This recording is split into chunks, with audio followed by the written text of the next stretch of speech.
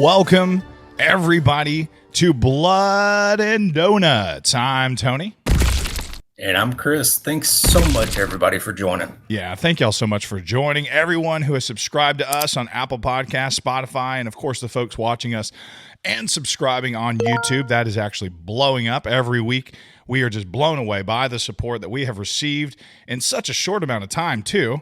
And we just love doing this podcast. But when we see people listening, it makes it 1,000 times better. Oh, yeah.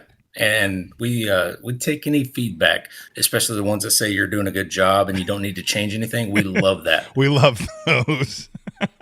For those of us just joining us, Chris and I, we've been friends for over 25 years. Back in middle school, our parents would take us to the local rental store. We would rent B horror, slasher horror, classic horror films, you name it. We would stay up all night till the wee hours of the morning watching horror films, and then all that week at school, we had inside jokes, quotes. Also, we'd give you our very humble opinions about those horror movies. We wanted to somehow recreate that as adults. That's what you're listening to today. The Blood and Donuts podcast. We upload a new episode every Saturday, so make sure that you're subscribed so you don't miss anything. And we start by sharing some facts and an overview. Then we give you our rating before we share spoilers. Tell us about our rating, Chris. All right. So our rating system is 1 out of 13 donuts.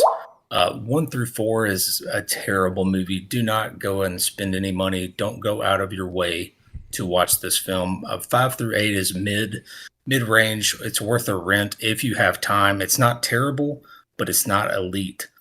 9 through 12 is worth a buy or go and see it in theaters. It's going to be a good one, a masterpiece. 13, the elusive 13 donuts is a we haven't seen that one yet. Tier. Not yet, and it is one of the best of all time. You know, it would be in the discussion of best horror film of all time. Absolutely. Today we're talking about Midsommar.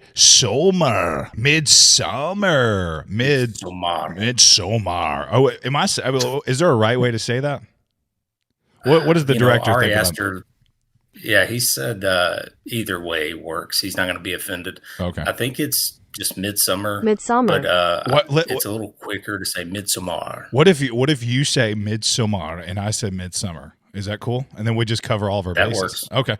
Midsommar is a 2019 folk horror film written and directed by Aster. Did you ever watch Hereditary? No, but I've been getting all kinds of people saying, "Hey, that you should watch that next." So I do remember this coming out, and I remember it was scaring me. It scared me. It was a good story, and yeah, so I was excited about this Midsommar. Nice. I was just like, man, because if it's anything like Hereditary, this is gonna be a great movie. Oh, okay, yeah. So you've seen Hereditary too? Yes, sir. I have seen it, but we need to watch it again. It's been years, so. We need to watch it. Gotcha. We need to watch it and put it on this podcast. Some people regard it as one of the best. Yeah, that's why. I think this one was so anticipated too. Everybody was really looking forward to what he was going to do next. This is his sophomore album, his sophomore movie. This film stars Florence Pugh, Jack Rayner as a dysfunctional American couple who travel rural Sweden with a group of friends for a midsummer festival, but find themselves in the clutches of a sinister cult claiming to practice Scandinavian paganism. Supporting actors include William Jackson Harper, William Wilhelm Blomgren, I know I said that wrong, Elora Torchia, Archie Merche, and Will Poulter. Man, I just killed those names. So Will Poulter, he looks familiar, but was he on some kind of show back in the day? What was he on? He looks like you know him, and I was doing the same thing. First off, I was like, was he in some sitcom, or was he on, where did I see him? He looks like the Joker, doesn't he? Right, or like he was one of the brothers on Malcolm in the Middle or something. Let's see. Known for We're the Millers, The Maze Runner, Detroit, Chronicles of Narnia. That's not our circles, is it? I have seen the Chronicles of Narnia, though. Gotcha. I've read the books on that, but not the movie. Yeah, man. Midsummer 2019. What was the runtime on this bad boy? It was long. Ugh, 2 hours and 20 minutes is 2 what the version hours. I saw. Okay, yeah, it was about 2.5 hours. I thought the same thing. Mhm. What's your first take on it? Um, it could have been shorter. It could have been a lot shorter. Um, and I think that he even removed some scenes there towards the end that would have probably tied the story together a little better. Um, and that would have put it at like almost 3 hours. Yeah, And you just, it's hard to do and keep an audience these days. You need a quick hour and a half, hour 45. Anything over two is like, it's got to be really good to keep my attention that long. yeah. So I was kind of torn on this one. This is a visually stunning, beautiful film. Like when, Beautiful. yeah, Yeah. from the moment it opens and shows a beautiful tapestry. I mean, it is just, and just the Sweden. It probably wasn't Sweden where they filmed this, was it? Yeah, I think it was mostly shot in Hungary. Okay. Well, anyway, Hungary was beautiful, and it was Yeah. this movie was filmed predominantly outside, and it's just visually it's stunning, and even like the audio, like the music and stuff. It's like you can. I mean, it really just rains down on your ears. You're fully immersed in this thing. And it's very different. It's a very different film, which I like because a lot of films are getting the same. You know, a lot of them are just in a world full of Nun 2 and Saw 13 and all this stuff. I mean, so it's cool that Ari Aster is making cool films. I'm glad there's directors like this making films like this, even though this is not. This movie had some issues. I believe. I think it could have been better, and I feel like it was done before. Have you ever seen The Wicker Man, that classic from the 1970s? And then Nicolas Cage did one as well. Yeah, I've heard about it, but I didn't see them. So I mean, it's the same premise. Like, guy in a foreign country, he's an outsider, and he ends up, at the end being meeting his demise at the end to a ritual. Spoiler alert. To a cult, but and Now I don't have to watch it. Even this is kind of a spoiler. Nicolas Cage wears a bear costume. It wears a bear like a bear outfit towards the end of the. But not to say anything about Midsummer. We're not at spoilers yet. But just saying, Nicolas Cage did wear a bear skin at one point. And that's pretty heavily in that culture. It sounds like the bear being that part of the mythology. The cool thing about this too is, while some of the kills were done at night, it was a mostly bright, sunny day. Yeah. Horror. Yeah. I thought that was really cool. I don't see that often. It's mostly a dark, old, abandoned house and all that kind of crap. Yeah. This was just daylight horror. Yeah. Liked it. And what you're going to see is long shots full of tension. Sometimes just simple premise of just a long shot full of tension. It might just be a group of people just standing at a table waiting to be seated, and you're just waiting for something to happen. They sit down, nothing happens. And you're just like, what? What was all that tension building for? So it could be a little frustrating there. Florence Pugh did an amazing job as the lead girl. I think she did great, especially the first act. She was absolutely amazing. The second act, when she started, we'll get into that a little bit later. I feel like I would steal that. I feel like at the end, she just kind of did a weird smile there at the end. Right. Or a frowny face and a smile, and that's all she did. But the first act was amazing. Yeah, it was gut wrenching, and we'll get into what happened. But I thought she did a great job. I thought, everybody else just kind of had supporting roles. Yeah, and she was the one who really just had to act it out, and she nailed it. Yeah, absolutely. So like you said, everybody was kind of like a support. You don't go into a deep dive on anybody. You learn a little about Florence Pugh's character, but everybody else, they're just moving the story along, or they're there for a little bit of slapstick. What Will's character, he's Will Poulter. He's kind of like hilarious. He's the comic relief. He's the and the guy that gets everything wrong. But yeah.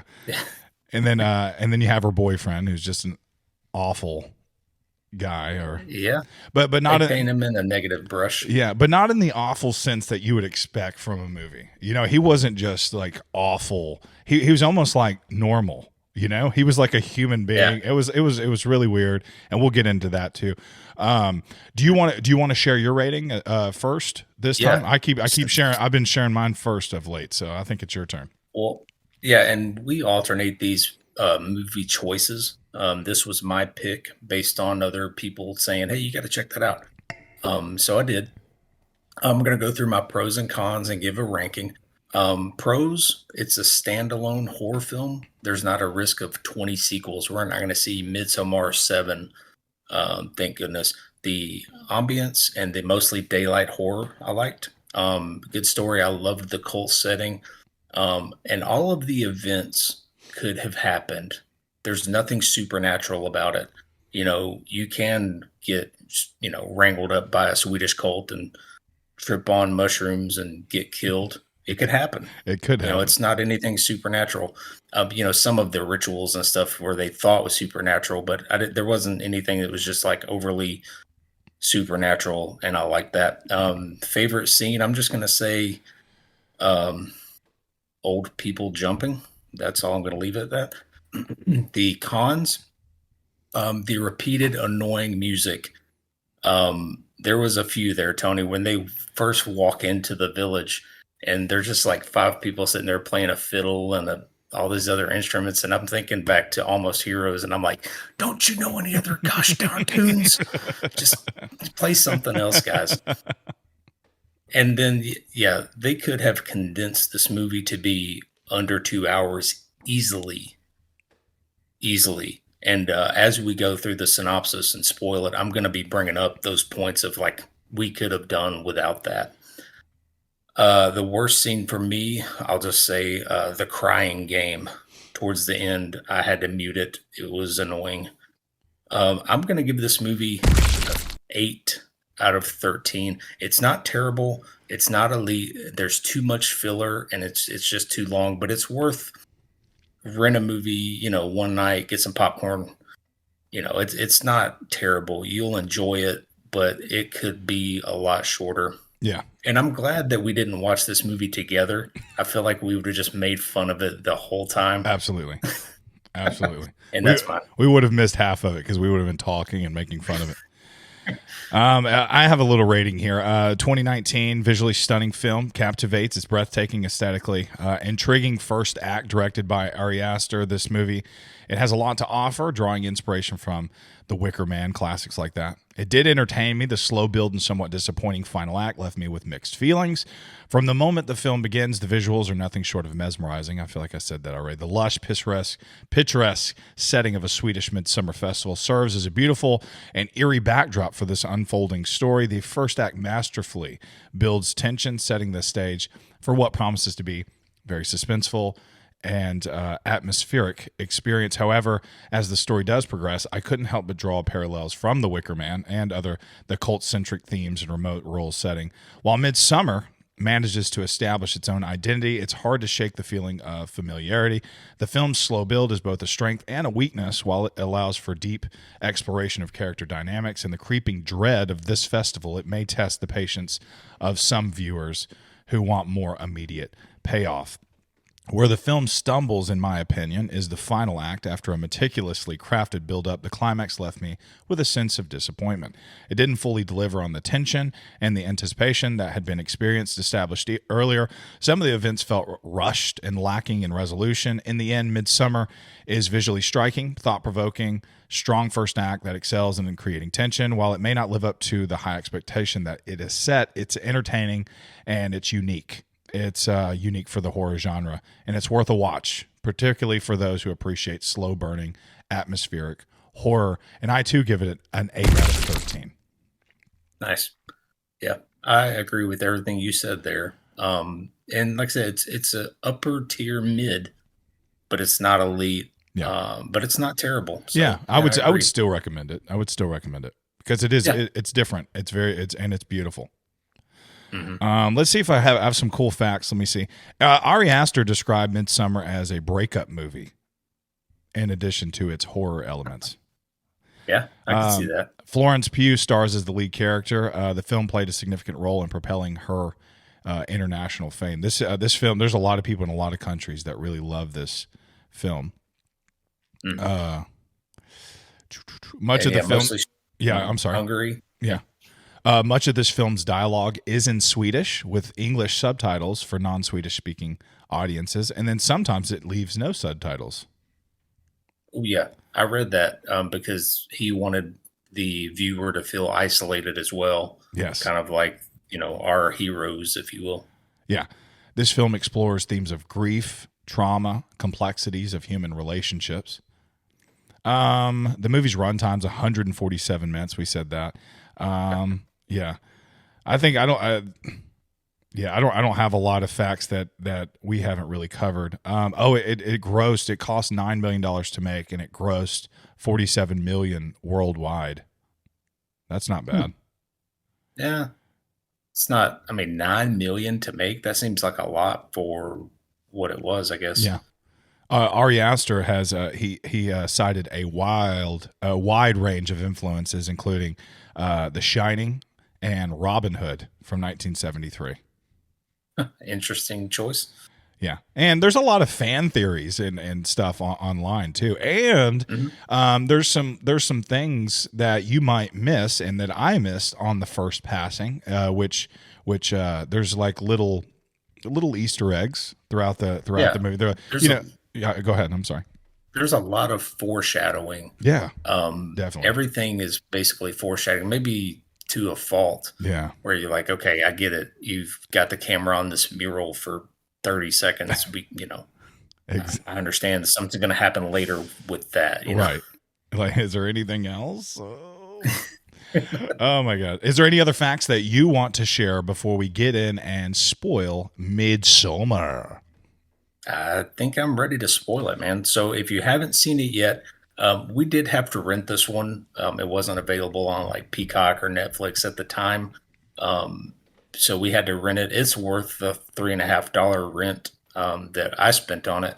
So go check it out if you haven't seen it, and come back and follow along with our synopsis where we spoil the rest of this movie. The film opens with a mural of a bizarre, eerie ritual taking place. When they see images of dark, snowy forests with the sound of old folk singing playing in the background. I love that tapestry that they showed at the very beginning. And apparently that depicts the entire movie. Yeah. It shows the hoses and the sister. It shows everything. Yeah. Everything. It's so cool. When Lauren and I, we went in North Carolina, they have the Biltmore. It's in Asheville, the biggest house in North America, and the Vanderbilts owned it at the turn of the century and early, in the 1920s. The whole family lived there. But you walk into these rooms, there's these huge tapestries, and back in the day, they told stories. Every single one of them. Mainly, they would tell like biblical verses and stuff like that. But each square kind of got you along in the next story, and I guess they were very popular in these houses. So when I saw that, I was like, "That's really cool." One of those big tapestries. And again, it opens up the snowy forest. I didn't understand that. What was that? That's part of the stuff that could be cut. You're going to hear me say a lot. They could have cut that. Yeah. And it would not have had a negative effect on the movie. Like I said, I would put it in the elite tier if it was just shorter. Yeah. They could have done without so much. And I'll bring those up. And that's one of them. The snowy field. Hey, it's beautiful. Yeah. But why? Yeah. Is it snow? Was it snowy? What? I don't. It was completely sunny. It was the backdrop of this film, but maybe it did paint. It did paint Danny's life. It shows her in this dark street. Connected with a bunch of houses and stuff like that. It's like her life right now is just this dark world. And then later on, she's in a bright, sunny place. Yeah. And they also, the cult that we get to, they kind of allude to life as being like the seasons. Mm-hmm. So she's in the winter of her life because this is a very, very dark and cold time. So maybe that's why they flash that on the screen. But then the cult, it's very sunny. It's shiny. We're in the middle of summer, and you're the May Queen. or spring rather, Right. I guess. College student Danny Arter, played by Florence Pugh, calls her parents, but she's sent a voicemail. She expresses concern over her bipolar sister Terry, played by Claudia Sagne, or I believe, who left her a cryptic message recently. Danny then calls for her boyfriend Christian Hughes, played by Jack Rayner, who is hanging out with his buddies Josh, Mark, and Pell. Christian, I'm sorry.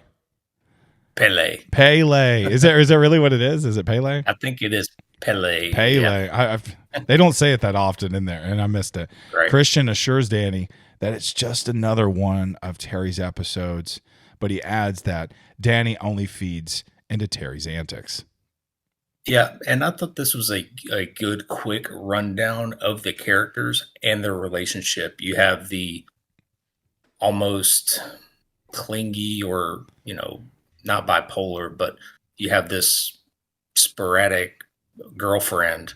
You have the guy who wants to get rid of her, and you got the friends telling him to get rid of her.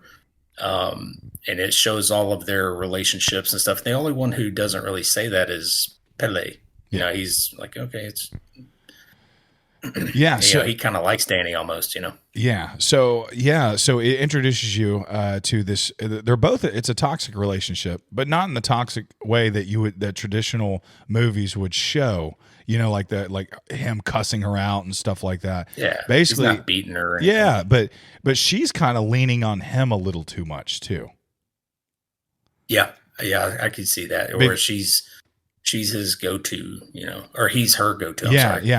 Emotionally, she's just unleashing on him all the time. So because her sister is a lot, and you can tell that this is not the first phone call that he's had. He's just hanging out with his friends, and it's Danny again. Yeah, and his friends allude to, why don't you get a girl who actually enjoys having sex and stuff, and blah blah blah, and all this stuff. So she seems like a very depressed person.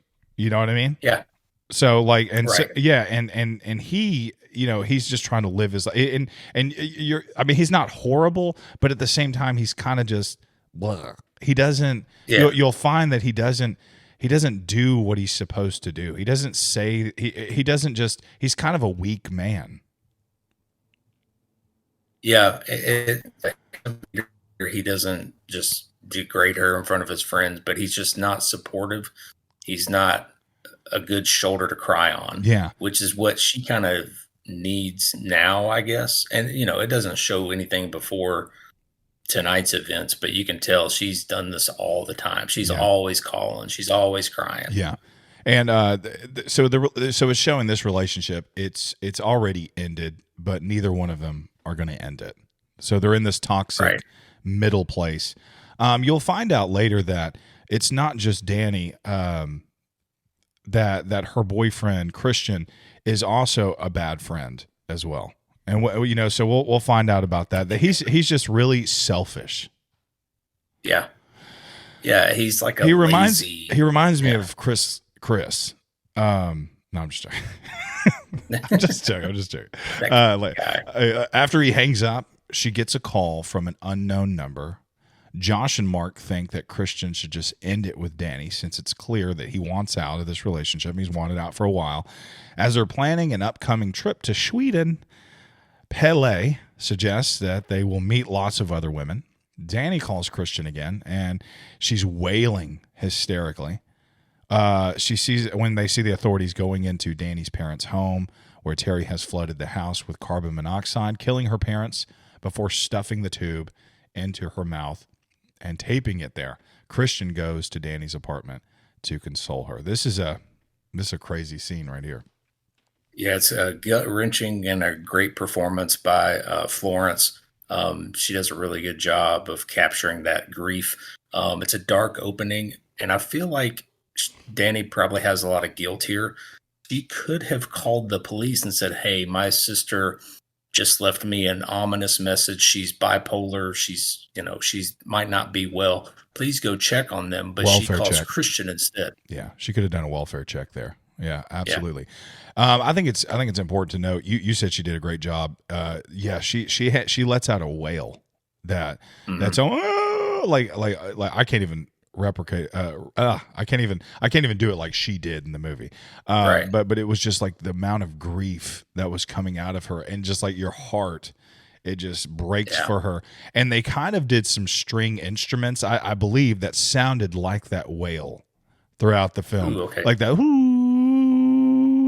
Oh, I didn't You catch know, that. yeah. So and it kind of, I love the camera work as it's showing the fire department kind of like, easing up the stairs and stuff, and it just kind of floats over to the parents, and Yeah. then down the hallway to the sister. It's a very, it's a crazy scene, and then you're seeing Christian kind of like walking like, God, I don't want to deal with this. I was hanging out with my friends. I'm going on a trip, and Right. and now I have to go in here and deal with this. And she was just sitting there just wailing, and he has to hold her. And so you just feel it for both of them, because you're like, she doesn't have anybody. This is just going to get worse, because now she Right. really doesn't Because have anybody. yeah, because you could tell he's like, oh great, now I can't break up with her now. Yeah. Now he's really stuck with her. That's It seems like that's from his vantage point. It's so sad, isn't it? Yeah. So then it skips forward several months later. Danny tries to contain her grief. She's hanging out with Christian and his friends, and she learns about the trip to Sweden, to a midsummer celebration in the Harga, a village where Pele grew up. The celebration occurs every 90 years and it'll last about 9 days. Josh, in particular, is interested since he wants to write about the experience for his anthropology dissertation. Christian invites Danny just to be nice, and although she accepts, Christian thinks that she doesn't want to go since she's still reeling from the murder suicide. However, Danny is more upset that Christian is only now telling her about the trip, which they are set to leave in 2 weeks. Right. Just more character establishing here. Christian's a jerk. Josh and Pele are friendly, and Mark is just kind of like, he's just the comic relief. He just doesn't really care. He's like, man, let's, you just dump her now and be done with it. So, and I do like the fact that you pronounce Harga, but Yeah. then you just say Midsummer. Yeah. That's Harga. hilarious. Midsummer. Harga. Yeah, I tried. I am a Tennessean though, so I'm a redneck who can't read. So, yeah, you could tell like I mean, again, he's not a man. He doesn't man up and he doesn't share the information he's supposed to share. He's weak. He just kind of does the last minute thing. Like he's sitting around with his friends, and Danny knocks on the door, and he gets up and he goes, "Oh, by the way, is this the next scene?" It might be. Am I skipping part, ahead? yeah. Okay, I'm sorry if I'm skipping ahead. It's okay. But he says, "Oh, by the way, I invited Danny on the trip, and I told her that I already told you guys, and that you're really excited about it." Right. Like, I mean, like he's Yeah, just like, you're like, this dude sucks. that's Yeah, so he just waits around. He doesn't do anything, and he's supposed to be working on his dissertation too. They bring that up. right. Right. So Yeah, he's what a jerk. He's Yeah. just not a nice guy. he's not a nice guy. Danny and Christian go to hang out with his friends. While he steps out of the room, Pele talks to Danny about the midsummer celebration and their tradition of choosing a May Queen at the end of the celebration. Pele also tries to console Danny over her loss, stating that his parents had also passed away, but the mere mention of it triggers her, and she goes to the bathroom to cry. Yeah, and I think he maybe even later says his parents were burned in a fire. I wonder if it was for something. they- Yeah, were they? Were they part of the sacrifice a few years ago? That's awesome. But yeah,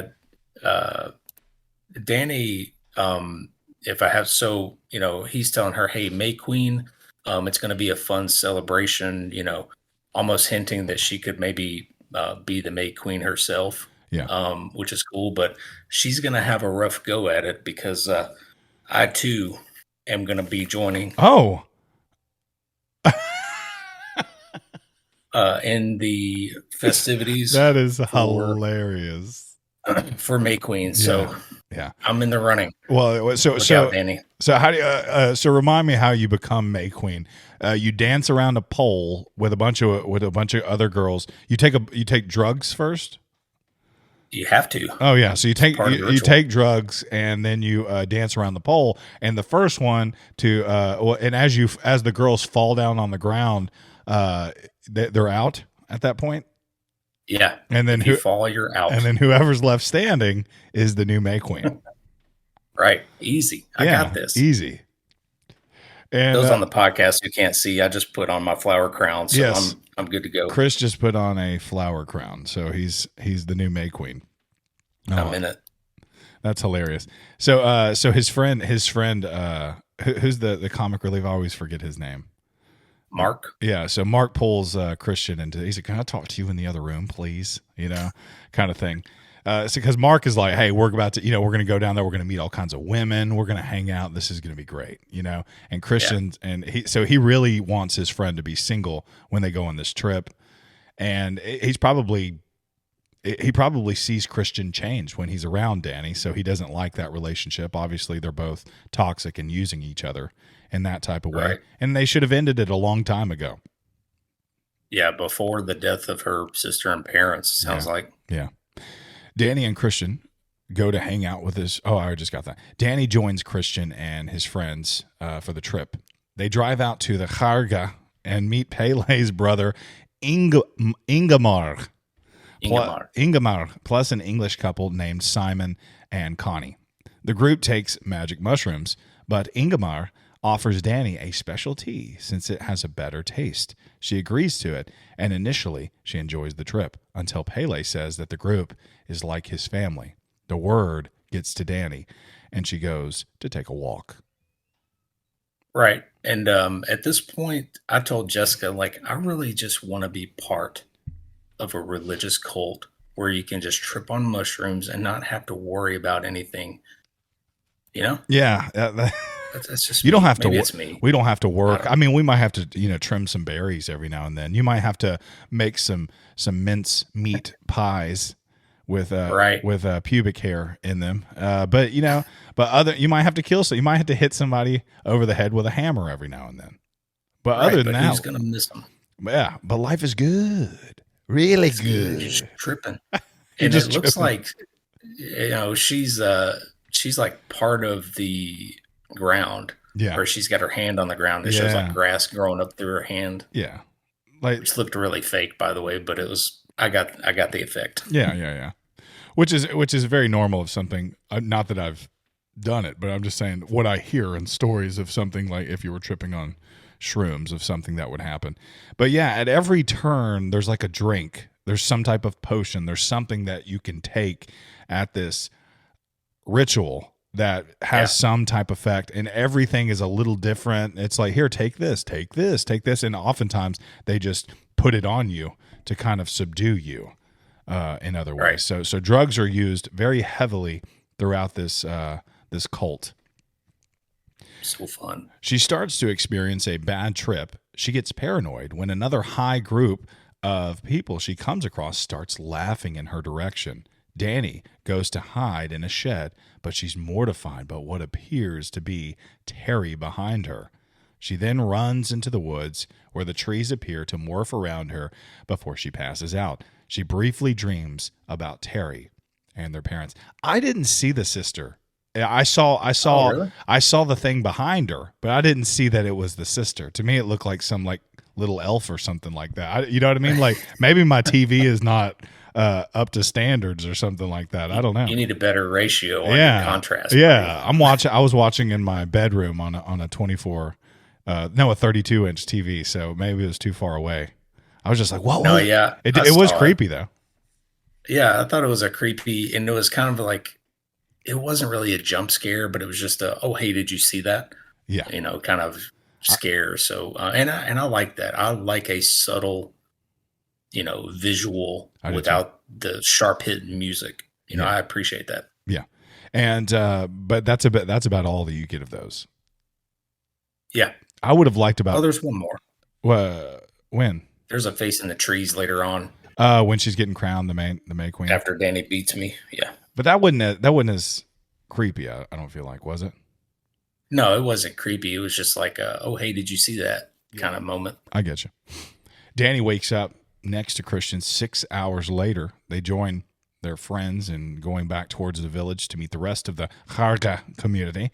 Josh inquires about the many cultural aspects of the festival and the community, but when he asks about a mysterious golden teepee in the distance, he doesn't get a direct answer. A girl named Maja or Maha, what was that? Sure. I think it's Maya. Maya? Man, Mhm. I need to practice Sweden. Shows interest in Christian by playfully kicking him as he sits in a circle.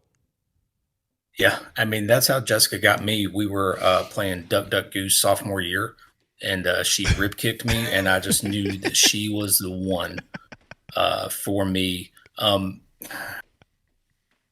Yeah, they could have gotten. Okay, I told Jessica this. I'm not one to comment on looks, but they could have used just a bombshell of a girl here, but she's just really plain. Maya is. Yeah, so Like, I don't get the attraction. So like you're saying, like for you to believe for Christian to cheat on Danny, that she would have to be a little bit more of a looker to seduce him. Right, because Christian, I mean, Danny's already a looker, and this Maya girl is pretty. But she's not prettier than Danny. Yeah. She's not as beautiful as Danny, I thought, Yeah. in my personal opinion. So I feel like Christian would have needed a little more, maybe a special drink. Yeah. Well, or a special he did get a little under his bed or something. Yeah. So like, yeah, so you're seeing the weird traditions of how a girl, I guess the girl pursues the man in this cult, and you start by like getting kicked or flirting in that type of way, but they also wake up in the middle of the night and they hide a rock like a deal. Yeah, it's like a rune or something. Some kind of rune in your shoe or in your stuff, and then you find it. They also put pubic hair in your pies, and there's all kinds of stuff to show that. And I guess it was alluding to the fact that she had just come of age, and the parents had just gave her the green light to start mating. Is what it said in this cult, and so maybe Ari Aster was trying to show that maybe just a young girl who's 18 years old, maybe that's what enticed him in that type of way. Yeah, could have been.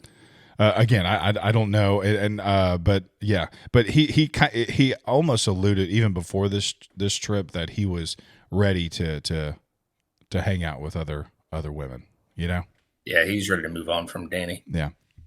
Pele later gifts Danny with a drawing of herself for her birthday. She mentions that Christian forgot it was her birthday, but he later gives her a slice of cake to make up for it. When asked how long they have been together, Christian thinks it has been over 3 years, but Danny corrects him and says that they have been together for 4 years. Pele then brings his friends to the place where they will be sleeping for the night. Yeah, how do you forget your other's birthday? And didn't Pele give Christian the piece of cake? Yeah, so Pele was like, he was like, "Hey, it's her birthday. You forgot, dude." Yeah, like here's a piece of cake. You need to go try to make it right. Yeah, absolutely. And you could tell us that she was an afterthought. She didn't get it, and he couldn't even light the dang candle. Yeah, Pele to me looked like he was moving in on Danny the entire film.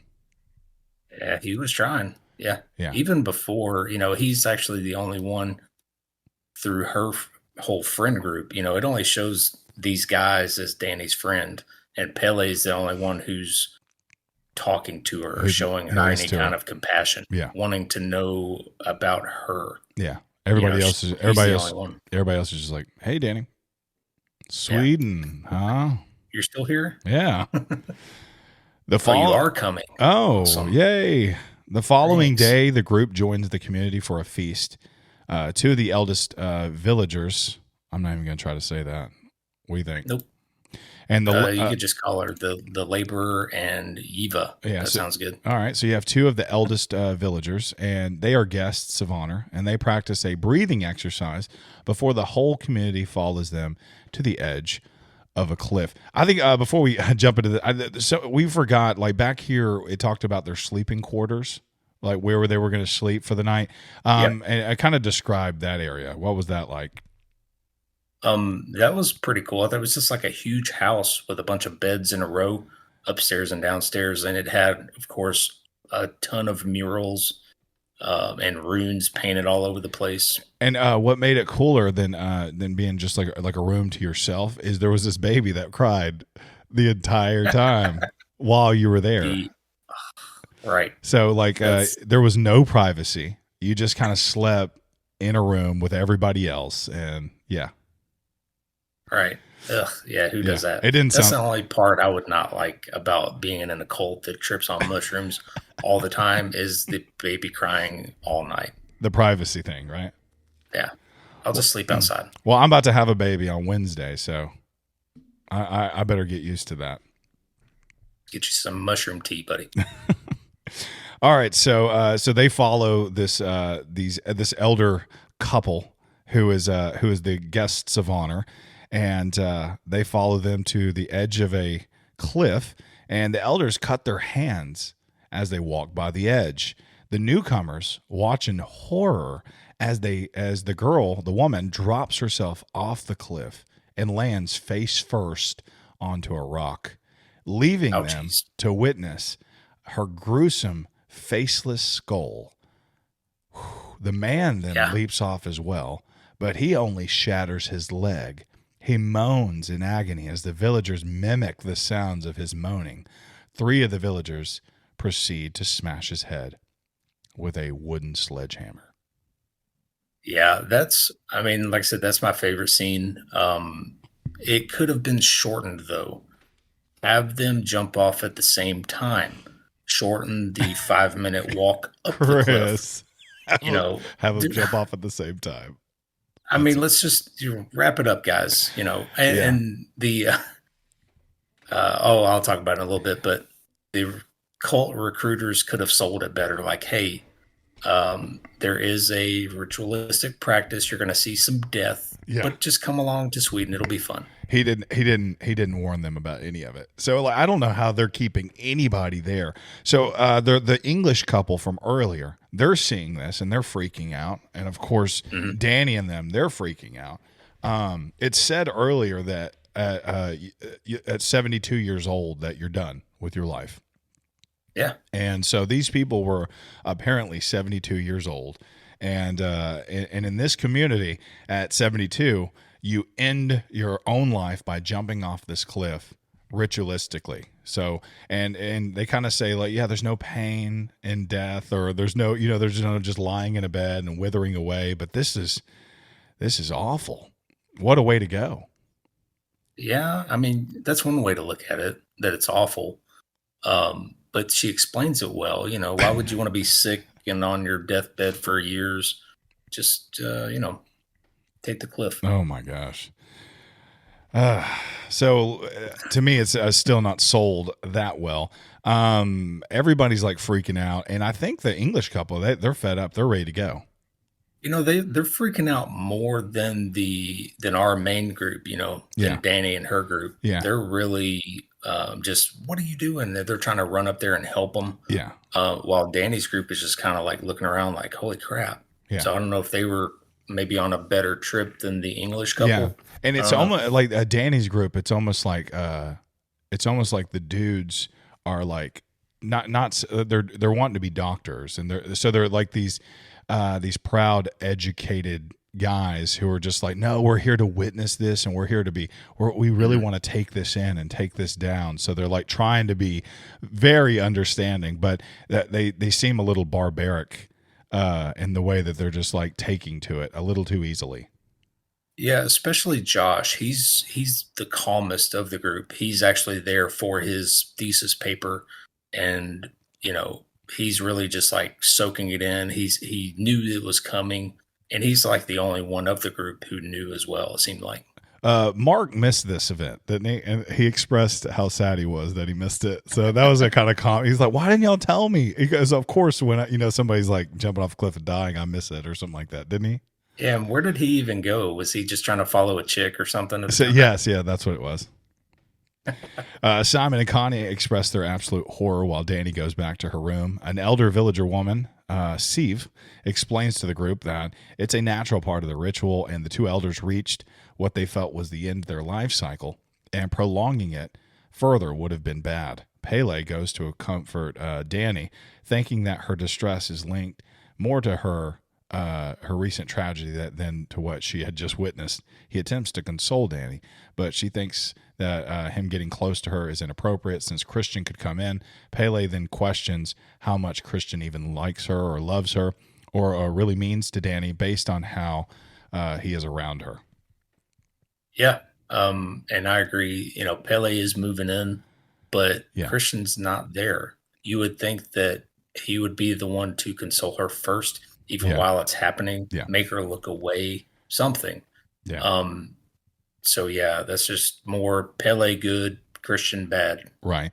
But Pele kind of says, he says but does he ever hold you or something like that? Does he ever just hold you and Right. just to be held or I forget the exact quote, but it was kind of like, does he even love you kind of deal.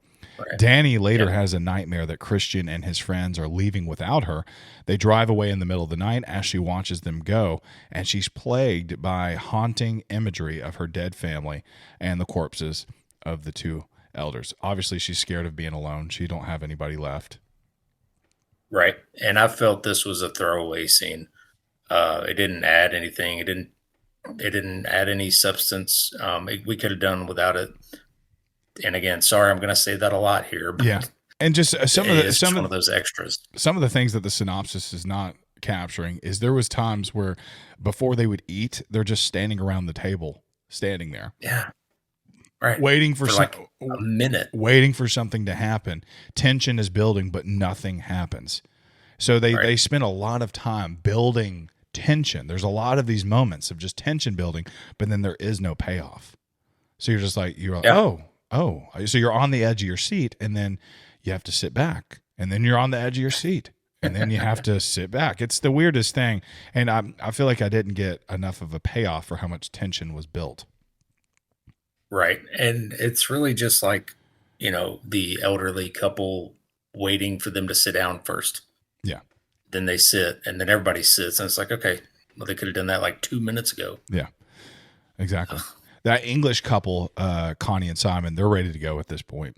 She's told that Simon went off with another villager to the train that would take him home. Connie's like, what? Why would Simon leave without me? And she proceeds to walk off on her own. Meanwhile, Christian tells Josh that he also wants to do his thesis on the Kharga, but Josh is not happy about that. Yeah, that's and again, it's more fluff that could have been removed. If you take away the whole thesis angle, I mean, they just put it here to create tension within the group. But just make it friends go on a vacation and take out this thesis crap because, you can still be curious about a cult and take pictures of it and get killed later without this angle of a thesis paper that's due. It's just more of just, they're really piling on, making you hate Christian. Yeah. And because of what happens in the end, I guess you have to, in order to like what Danny decides to do there at the end, I guess you have to kind of trash him a little bit more. And maybe that's what they were trying to show. Like, he's not just a bad boyfriend, he's a bad friend too. Yeah. He's just an overall bad friend. He's a selfish person. Yeah. But that being said, you watch it and you're like, he's very normal. He's very like you and me. How, like everybody's selfish. Everybody has their drawbacks, and we can be selfish at times. So it's not like the traditional hate. Like, this is not a guy who just beats women and just like that, a reason to really hate this guy. It's very subtle, and he's a lot like you and me. Yeah. In a way, I guess. I mean, he's just, I don't know. So he's not a good guy. So Connie and Simon, that European couple, that British couple, they're ready to go, and a guy from the cult says, he comes and says, "Oh, your man just left. He's gone. He's gone." And she's like, she wouldn't do that. And he was like, "Oh, well, the truck only had there was only one seat." She goes, "I would have sat in his lap." And he's like, capacity going? And he's like, I don't know. And even Danny hears that and she's like, that's weird. He wouldn't leave her. So, there's definitely something going on in the background. And at this point, as the viewer, I was thinking, yeah, they murdered him because he was trying to leave. Right. And this is too, again, I've said it once and I'll say it again. You jump in feet first, drink the tea, and you don't trash their traditions and you won't get killed. Yeah. I And feel like Simon and Connie, you know, got killed because they were just so against this. They were just horrified. They were trying to jump in the middle of this ritual. yeah. And that's probably why they got axed. Yeah. I see what you're saying. Not only that, I mean, you find out at the end that they do need nine victims, Sacrifices. nine sacrifices. So those are not easy to come by, especially when you only have 2 volunteers. I mean, yeah, that's true. Unless we get some more volunteers, we got to start finding some people, or we're in trouble. Yeah. Yeah. So he argues that Christian can never just do his own thing. Instead of just picking off what Josh is doing, Christian offers to ask the elders if they are allowed to collaborate on the project. Josh later learns that the village's ritualistic practices are based on paintings made by a member named Reuben, a deformed boy who was the product of incest, but is viewed as some kind of seer. Josh asked to take pictures of Reuben's drawings, but he is absolutely forbidden. Right. And it's a cool lore point, but it feels like more fluff. I mean, you do have to have this group have some kind of, process or end game, and it's all just done by this seer who colors on paper. Yeah. And then apparently, people understand what he wrote or something. I don't get that part. Yeah. So they have their prophets amongst their cult are the kids of incest who are deformed. Yeah. And it says that, they can't talk. They can't, he says that their mind is unclouded. So they are able to see the future. They're able to see more. So they just kind of like scribble around. And I guess they have a room full of books of past incest children who were like this deformed child. Yeah, I did see that. It was like the walls were just lined with books of these sketches, apparently. Which when you think about some of the things that they do, like jumping off a cliff and stuff like that, you could say, oh, I can see where they got that from a child who's backwoods incest child. I could see where they got some of these practices, if that's where they're coming up with it. Right. And then, so Josh is like, he's in the like their chapel type of deal, their library where all these books are held. And he's like, let me take a picture. And the guy's like, no, that's absolutely forbidden. Absolutely not. It's like a big deal. Right. Yeah. You definitely don't want to cross that line. The elders' bodies are buried in the middle of the village. Their ashes are spread across an ancestral tree, which Mark is urinating on. This is a hilarious moment. Like this dude that like one of the guys from the cult just comes out and Mark is just over there just peeing on an ancestral tree that they just really hold in reverence, that has all of their ancestors. Right. Everyone who was burned or sacrificed in that way, the elders who jumped off the cliff. Yes. All their ashes there. And they show it. You see them take the ash bowl over there and kind of dump it at the base of the tree. Yes. And then he's like, I got to go take a pee. And he peed on it. He's scolded. He's scolded by Ulf, who actually breaks down sobbing at the mere act of this. Mark is then told the significance of the tree, but he has a callous reaction over it. Elsewhere, Christian and Josh are told that they are allowed to collaborate on their thesis on the condition that they omit the actual names and location of the Harga. The two agree. Now, and what's funny is like Mark is like sitting at a dinner table, and that guy who was so mad at him for peeing on the tree is like staring at him. He's just staring him down. And Mark is like, why is he still looking at me? Like, is he going to kill me? Yes. Yes, he is.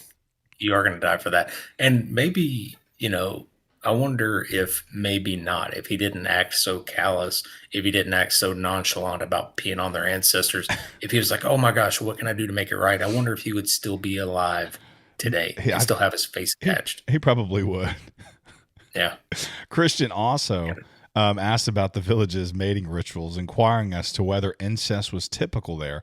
And he's told that incest isn't necessarily frowned upon, but outsiders are usually brought in to procreate with the villagers. A feast is then held where Mark notices Ulf is staring daggers in his direction. Danny also overhears that Connie was taken to the station by one of the villagers. Mark is then taken away by a female villager, and the others never see him again. Yeah, and you can tell Mark is going to fall easily victim to a female just looking his way and saying, "Hey, let's go over Absolutely. here to Yeah. this yellow barn and check it out." Yeah. So he's gone, and you know at this point that he's probably not coming back. He's getting murdered for what he did. Yeah, and you don't see. Well, you do see. Um, what's the guy's name from the London group? Not Connie. I forget. Well, anyway, you see him later, but you kind of don't see Mark's body anymore after this part. No, but you do see him. Later that night, Josh is sneaking into the room where all those books and paintings are kept. This is nighttime. He's interrupted by who he thinks is Mark before he gets bludgeoned over the head. When then he sees the figure, actually a villager. When you see the figure, it's actually a villager wearing Mark's face. Josh is then dragged away. That's a crazy scene. Yeah, that's my favorite, I would say jump scare part. Yeah. It wasn't really a jump scare, but it was creepy use of the face. Now, since your TV is so bad and you didn't see Terry earlier, did you actually think that this was Will Poulter's character? I did. I did. And the kids earlier alluded to a game that they were playing called Skin the Fool. Oh, Did I you did hear not that? catch Did you that. hear that? And he goes, "Yeah, they're playing a game. It's called Skin the Fool." So the fact that they That's awesome. skinned Will Poulter is hilarious. A fool Yeah. who peed on their ancestral tree. So yeah, so Josh is dead, and apparently Mark is dead now. Oh, yeah. So all we have left is Christian, Danny, and Pele. And man, that was quick. Not really. Yeah, it's we're dropping like flies around here. Yeah. The next morning, Danny, Christian, and Pele are told that Ruben's book has gone missing, and Josh and Mark disappearing looks suspicious. Afterwards, Danny joins the women in the village in a competition where they dance around a maypole before each woman is eliminated. After taking a drug, Danny finds herself being able to speak in Swedish with the other women. Danny is the last one standing, and she is crowned the May Queen. Yeah, she got lucky. I tripped on the shrooms earlier, and then I just kind of sat down. Absolutely. So I was like one of the first ones out. But you can see the separation from her and Christian here. Yeah. She is being welcomed into the community. She's going along with the, I guess you could call this a ritual. It's really just a dance at this point. Yeah. But he's like the only one not enjoying the trip anymore.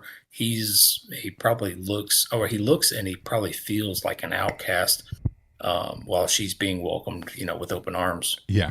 And he's got this battle inside of him as well. And and it's almost like he knows what the right thing to do is, but he doesn't do it. Right. Yeah. It's like he's like, I really want to be with this girl who is pursuing me, and he knows it's wrong. And while this is actually we'll get to it in just a second. Let me read this next part. At the same time, Christian's given a drink that influences a trip. He's lured and taken to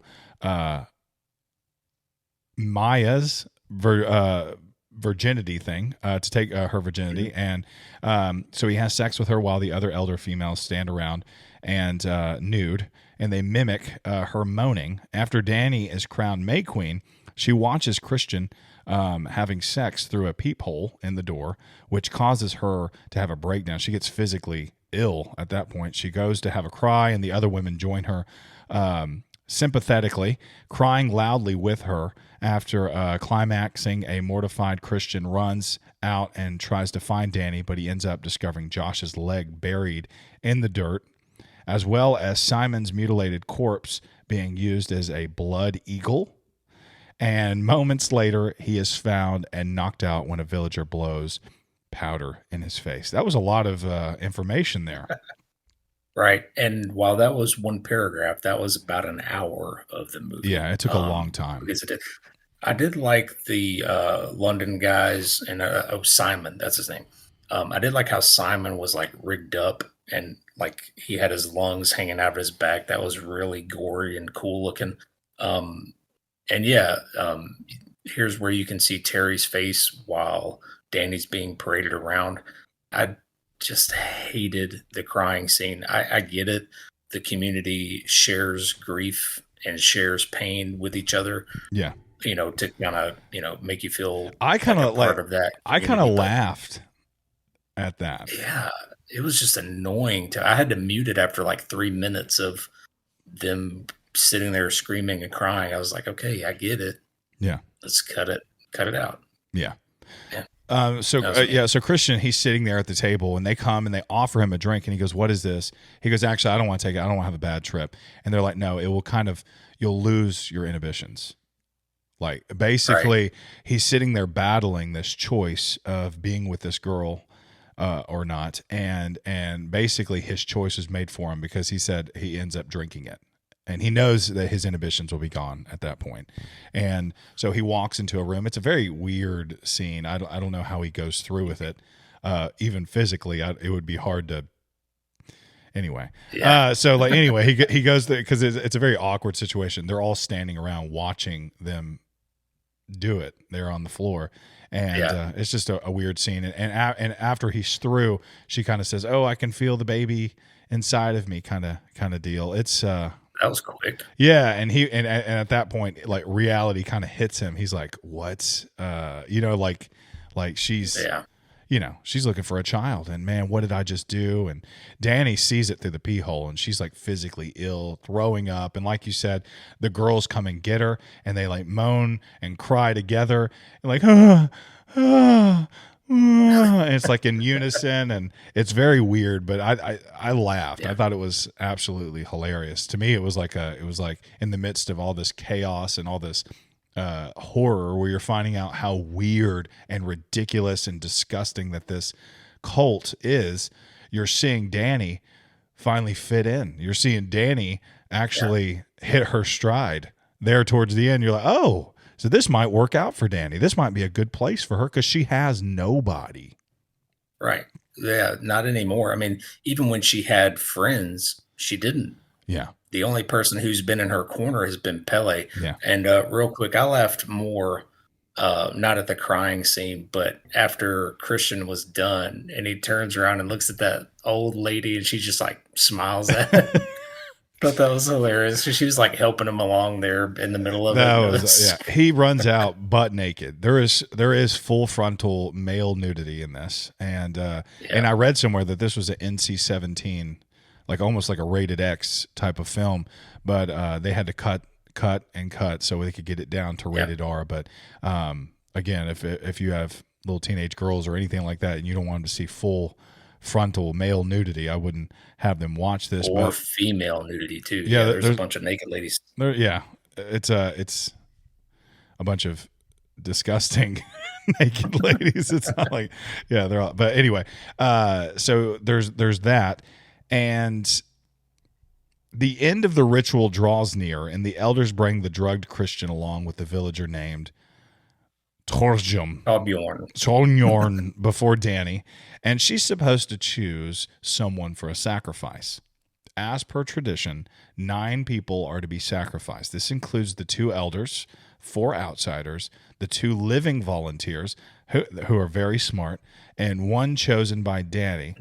After all that she has gone through, of course, she picks Christian. Right. And yeah, she's all in at this point. And I think they deleted a lot of stuff there at the end where it made her choice to pick Christian easier. Yeah. I think Pele was explained by the elders that him and Danny were a perfect match or something. They cut some of that out. Oh, okay. So it is kind of it's kind of a big jump there because right after she's crowned May Queen, Pele just kisses her right on the face. Yeah. It's like, oh, hey, okay, Pele's in there now. So yeah, she's all in. And yeah, I did understand her choice as Christian has just been a jerk this whole time. Yeah. But I think one of my part that I was laughing at too, when they're in the barn, and it might be in the next scene, but he gives this guy some mushroom juice or something. Yeah. He's like, "This will so you feel no pain," and Oh, he's yeah. like the first one to start screaming. Oh, yeah. Fire! What they have is that yellow tent from earlier. It's full of hay bales and stuff that will catch fire very easily.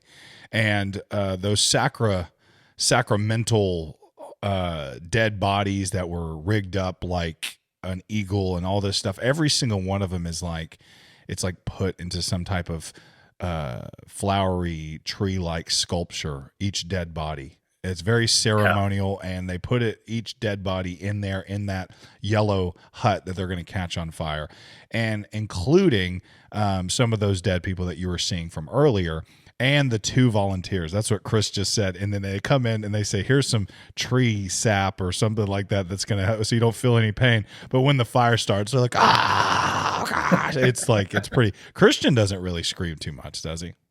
I think he's on the worst mushroom trip of his life. Okay, yeah. Because they really, I mean, they keep feeding him these drinks and then they blew powder in his face. So Oh, yeah. he's probably having one of those things where you're just, what do they call them? Like night terrors where you're awake. Gotcha. And you can look around, but Yeah. you can't move. And that's his state. They're kind of like rolling him around in a wheelbarrow kind of deal. The men in the Where they village, shove him in the bear. the men in the village take a fully grown bear and they disembowel it so they can place Christian inside this bear's corpse. They bring him, Ingmar, and all the corpses of Simon, Connie, Josh, Mark into that golden teepee, and they set it on fire. Unable to move or speak, Christian just succumbs to his fate while only being able to wheeze in pain.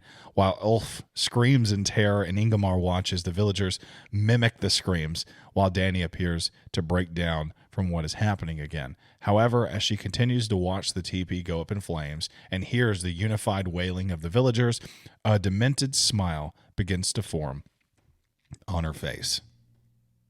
Yep. I actually did like this ending. I thought it was a cool kind of twisted ending. And the only person you're really rooting for in this film is Danny. Yeah. And then she's finally welcomed into the community and to share her pain with the other people that she hasn't been able to do this entire time. And I did like, at first it was just a more flowery headdress. Yeah. And then she gets stuff on her shoulders. And at this point, she's in a full on flower gown. Yeah. It's just totally engulfing her. Yeah. That was kind of funny too. Is that she looked like she was just standing in a pile of like sitting in a pile of flowers is what it looked like with just her head sticking out. I thought that was hilarious. I don't know. Right. I thought it felt rushed there at the end. I feel like you're just getting all these, especially because they spent so much time setting up some of this tension building and shots, and they're at the beginning and all this stuff, and you're like 2.5 hours later, they try to rush everything in about 10-15 minutes. You're just like getting all this stuff, and I don't know. You are happy for Danny. You realize like this is a good ending for her because now she has this group and they're going to wail together, and she does. She has some crying to do. She has some wailing to do. And it's cool that they're going to wail together and they're going to scream together and they're going to have all these, she has a group of people that she can really lean on, where Christian, she was doing that with him and he just wasn't strong enough of a man to handle her. Right. Yeah. And I really, like I said, I feel like the stuff that they cut out at the end to make it rushed. Yeah. They could have cut out all that other crap earlier in the movie and given us more substance at the end. And that would have tipped it into that elite tier, I think. Yeah, absolutely. There was some stuff it could have, again, it's not a bad movie, but there's some stuff I think they could have made it better. Yeah. What's our next podcast this Saturday? So this next Saturday, I think we're gonna do VHS. VHS.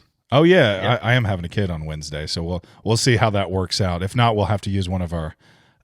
Hey, we got a couple in the queue. We got Blair Witch and Evil Dead just Yeah. ready to go So for whenever life takes over. So right.